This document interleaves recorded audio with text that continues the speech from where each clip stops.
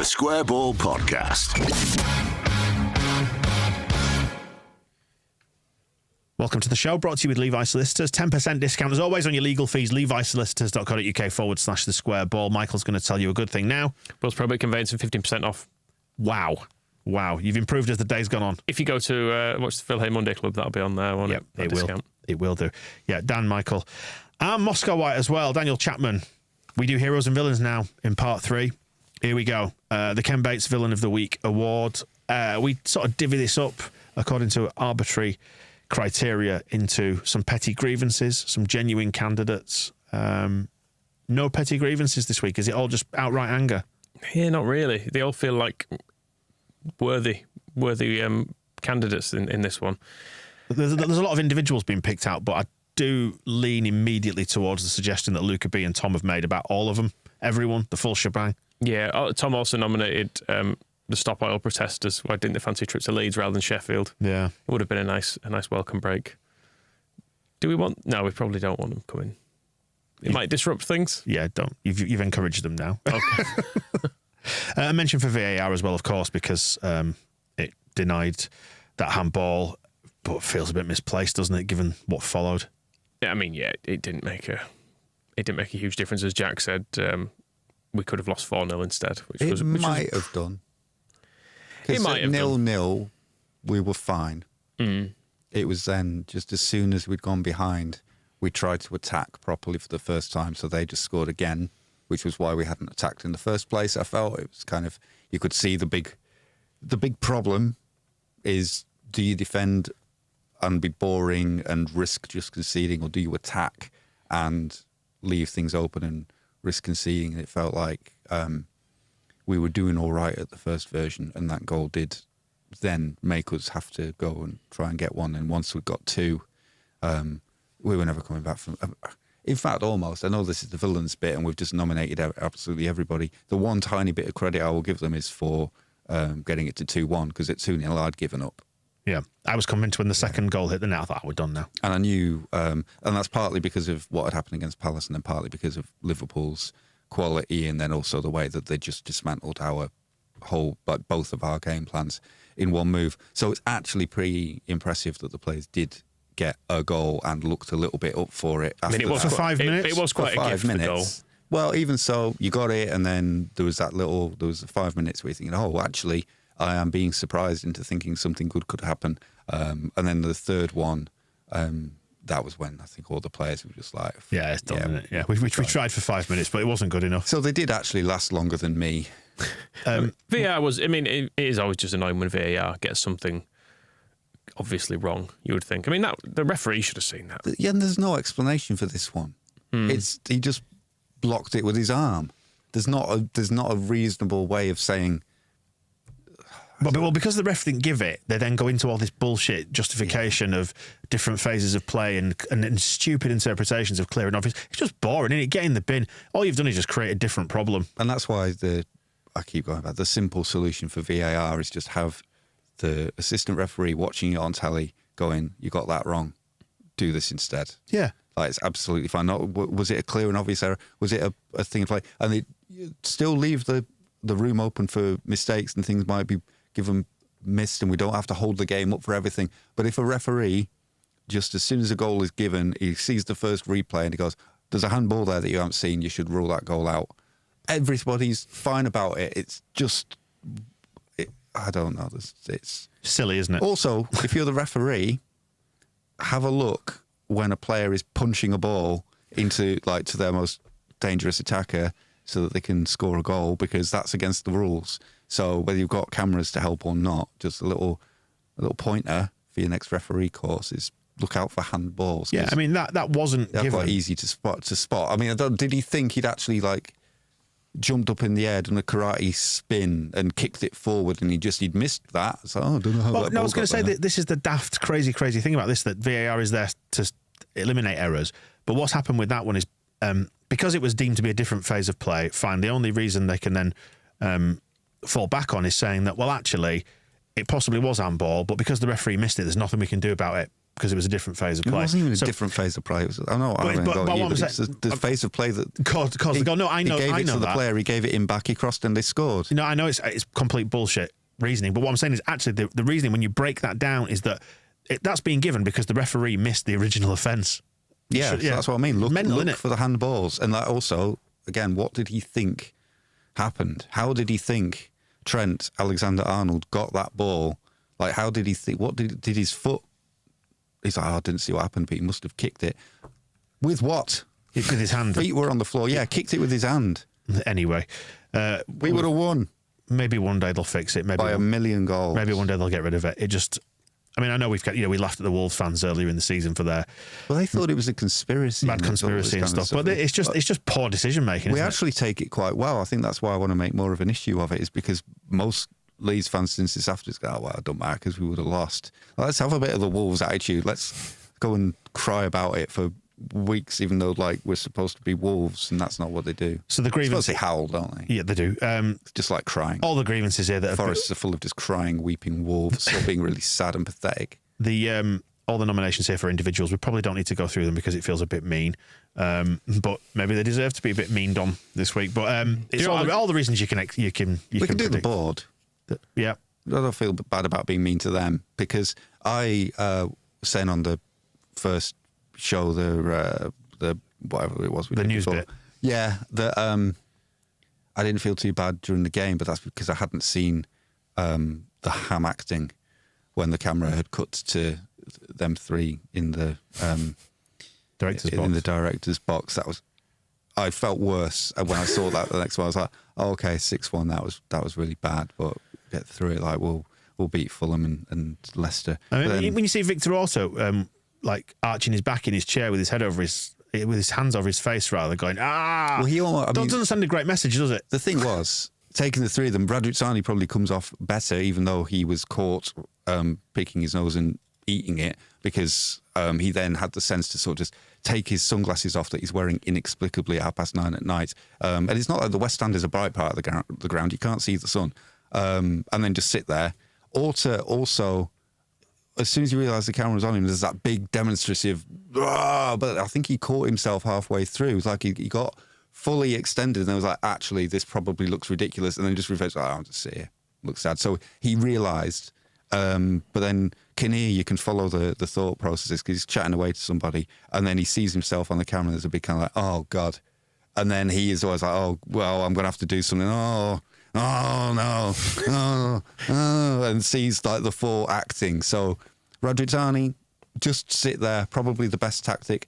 Orta, too demonstrative, but at least he wound it back and maybe saved it. But Kinnear went through the full kind of Hamlet from start to finish in 30 seconds. And yeah, it's just three of you just sit there. I reckon punching yourself in the head is the best method. You see yourself on the screen. Just freeze. We've got breaking news. I've got an update for you on the handball VAR thing. Richard Keys, once for Sky Sports, but now ploughing his trade in the Middle East. His choice. This is more or less.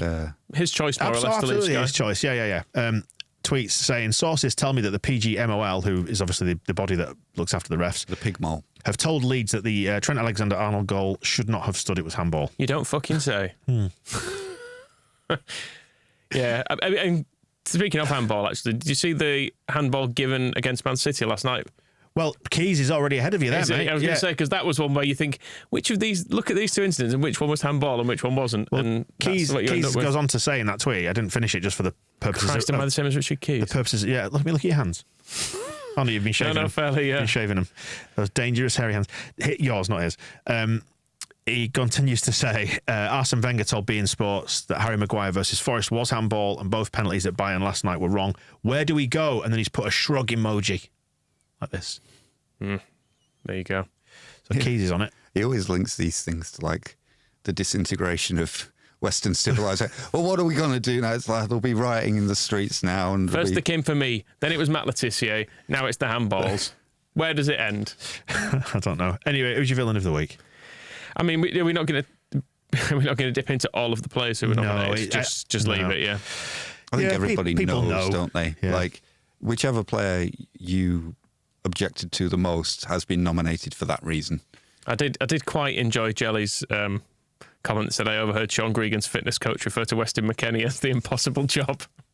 Runs like a jacket potato. It's just rough. It's rough times, isn't it? Oh, bless him. Cut out the ranch sauce. Yes. Ranch sauce, ranch dressing. Is it?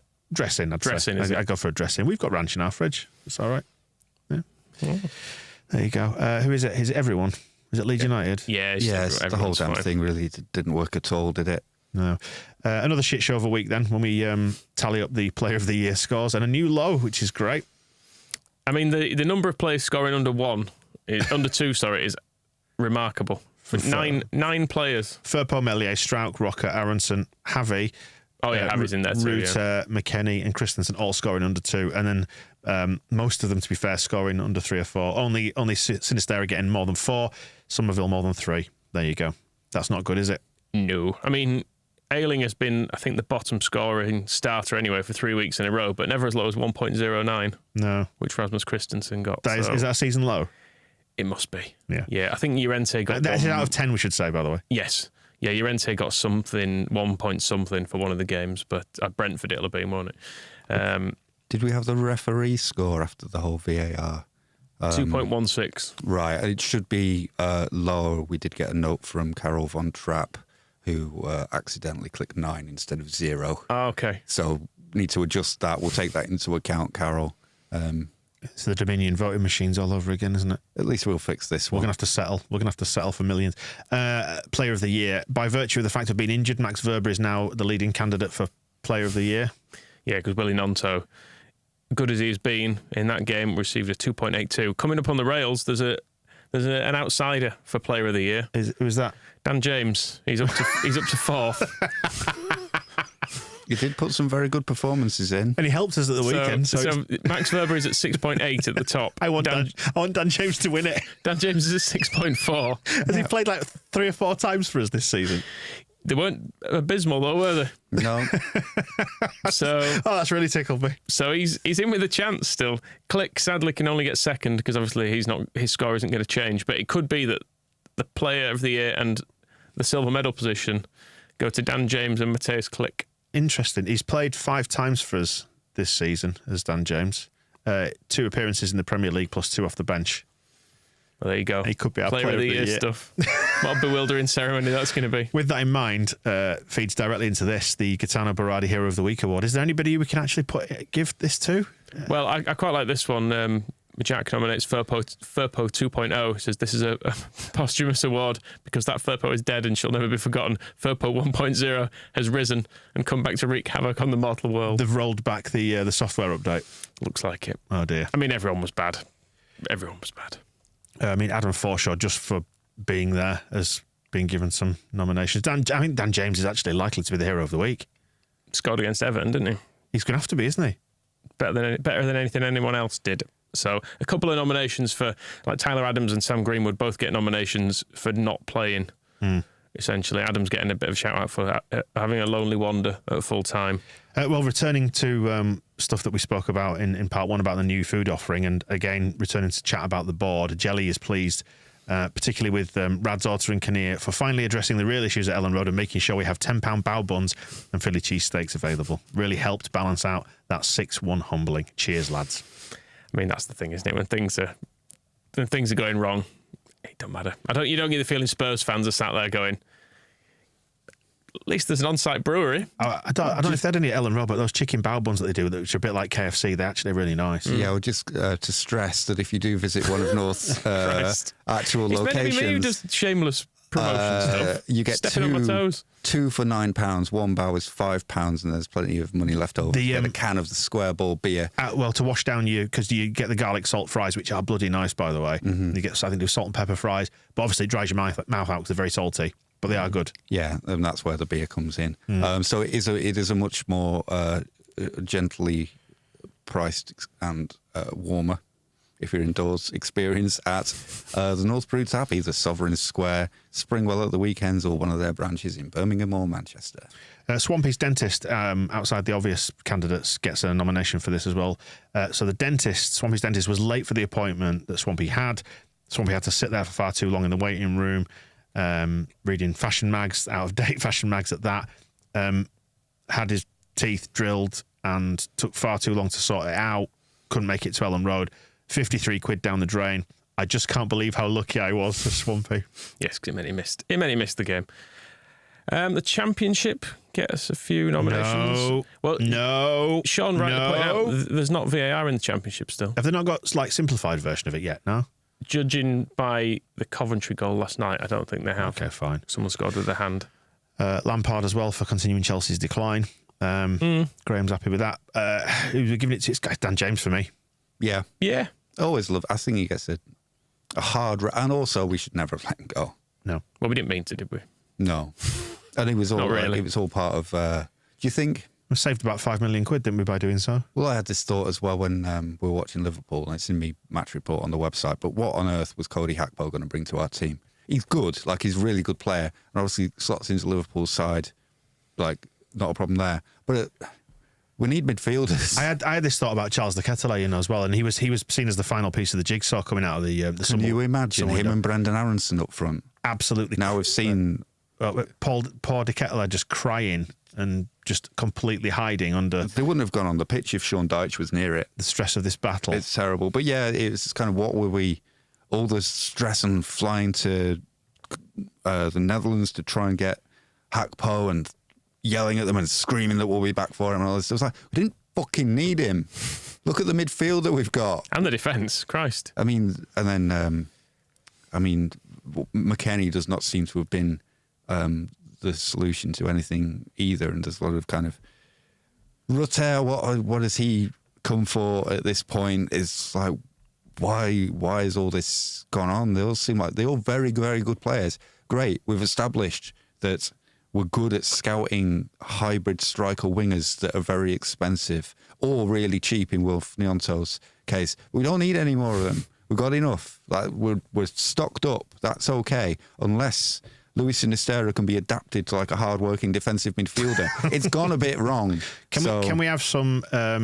So we had Dan James. There was like... Can he play as a competent fullback? Dan James? Yeah.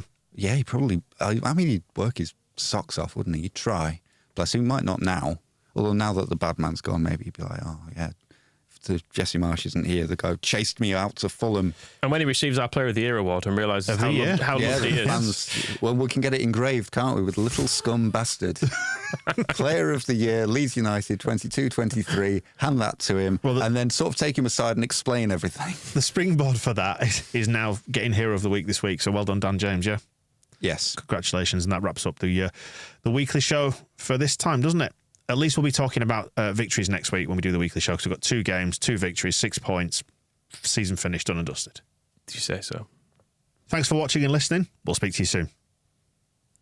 The Square Ball Podcast.